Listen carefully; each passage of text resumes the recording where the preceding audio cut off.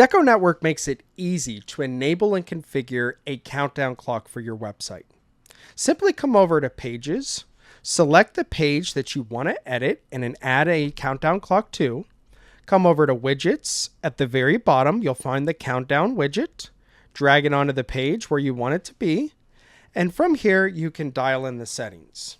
There's really only a couple settings here. First, when are we going to count down? Are we going to manually set a date? Are we going to count to, for example, the first of the month? Or are we going to come back into the settings of the site, store configuration, close store options, where we can set a close store date, and then with the countdown clock, we can correspond to the close store date. For now, we're going to come back into the website pages. Again, widgets, down to the bottom, countdown clock. We'll just drag it on to the page. We're going to just manually set the date. We'll choose how we want it to look. We'll do this flip function. And that's really it. It's all about selecting either a custom date or using the closed store date, and then typically drag and dropping a couple lines of text.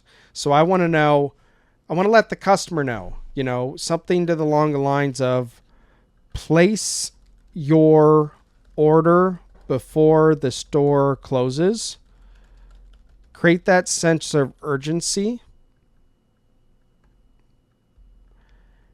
And then the other thing I want to do, I want to set expectations as far as when they can expect the order to ship.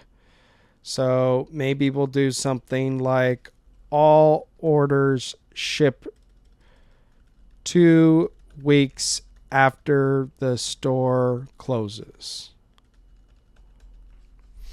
It's really that simple. If you have any questions on how to add a countdown clock or anything else related to DecoNetwork software, simply visit our help resources and/or our YouTube channel. Thank you.